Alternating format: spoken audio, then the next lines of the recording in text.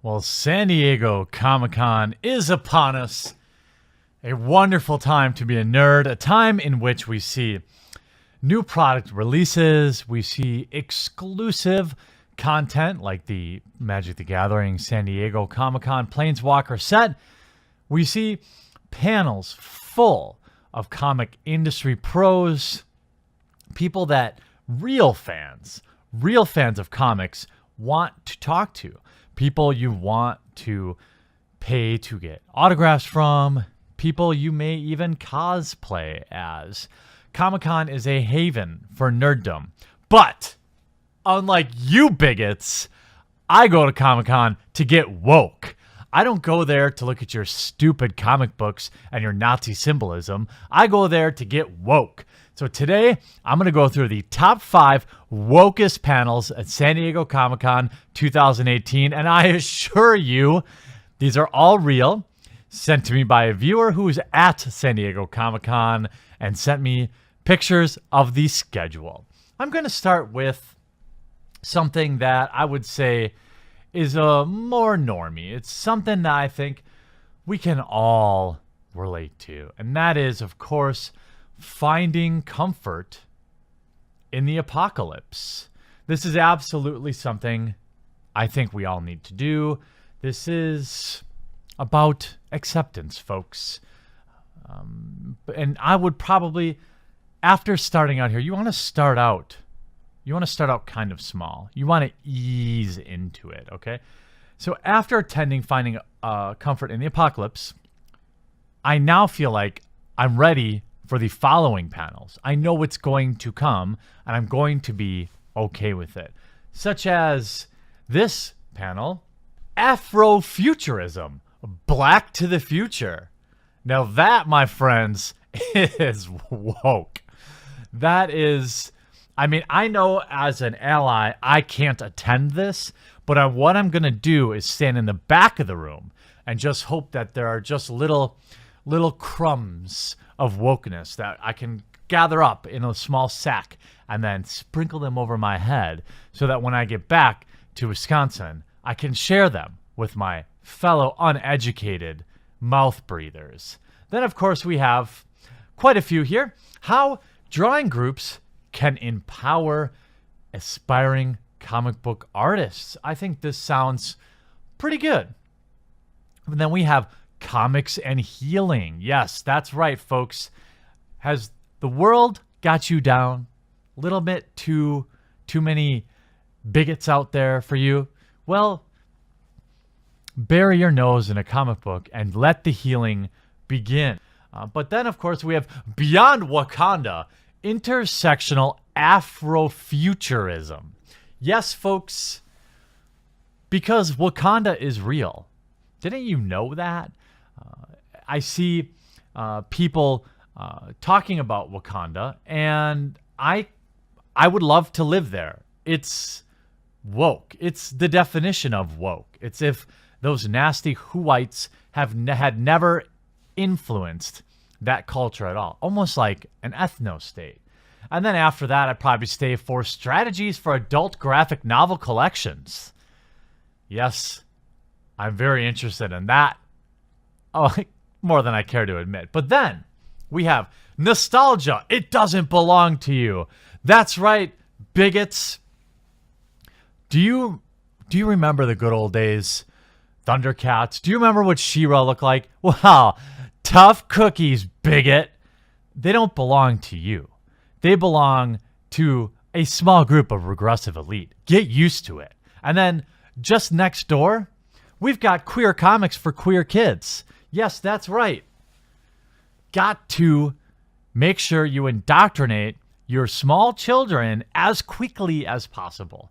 You want them to read gay comics. You want them to watch gay TV. You want them to watch gay movies. You want to engross them in gay culture, especially during their formative years, like 5, 6, 7 years old. This is really when you want to be talking to them about their sexuality.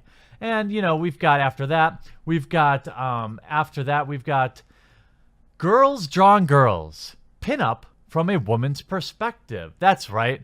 Now, The sex of the person drawing the comic, of course, is very important to me.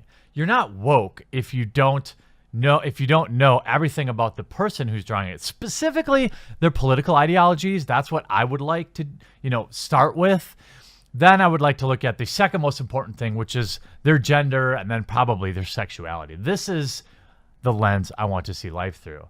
And then we have the future of film is female. Well, I can't wait. This is what I would like to call the truth, my friends.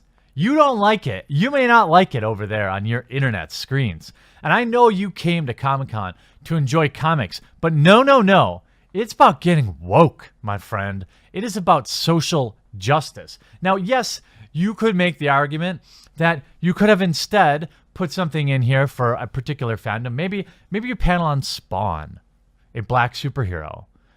Maybe a panel on the origin of Superman's glasses and how they work with his superpowers. Maybe something comics related. No, I don't think you want to do that. You want to push as much identity politics onto these comic fans as humanly possible, because of course Comic-Con is not for comic fans. It's for social justice. Didn't you know? And then look at this.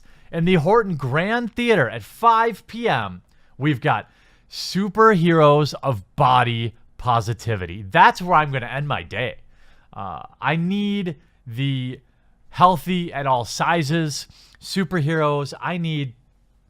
This is what I need in my life. I don't want to see Thor. Ugh. The picture of health and masculinity, that's offensive.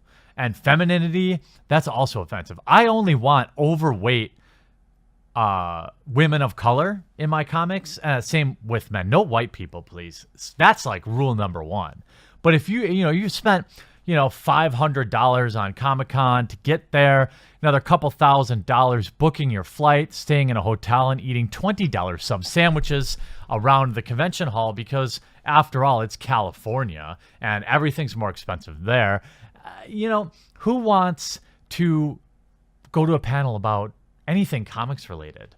In fact, I'm kind of concerned that there aren't more social justice panels. I mean, I don't know what I'm going to do with the rest of my time there. I mean, sure, I'll pick up a couple SDCC pop vinyl exclusives because I'm kind of a normie collector like that.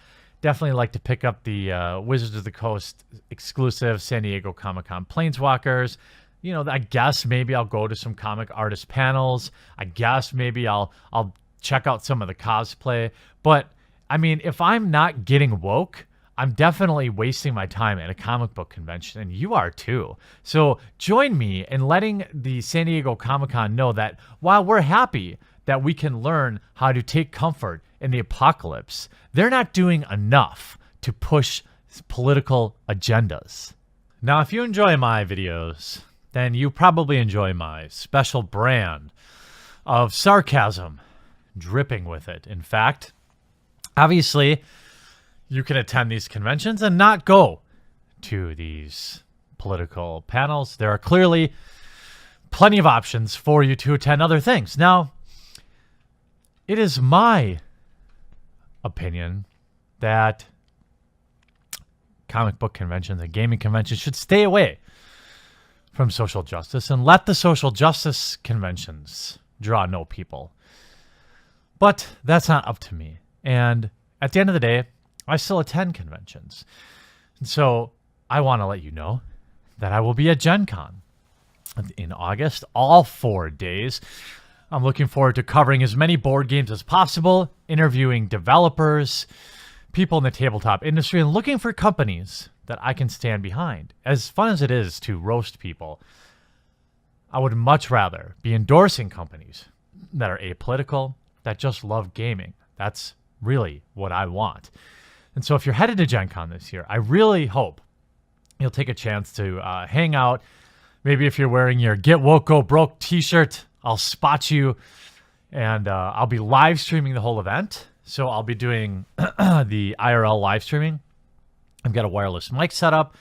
I've got a 2-camera setup. I'm working on finishing that all today. So make sure you watch the stream watch the channel during Gen Con because I'll try to do a live walk around. So if you've always wanted to go to Gen Con, but you can't get there, or you want to go to a booth and you have questions for somebody specific in a booth, you'll be able to ask them. I'll have text-to-speech enabled. Please be kind.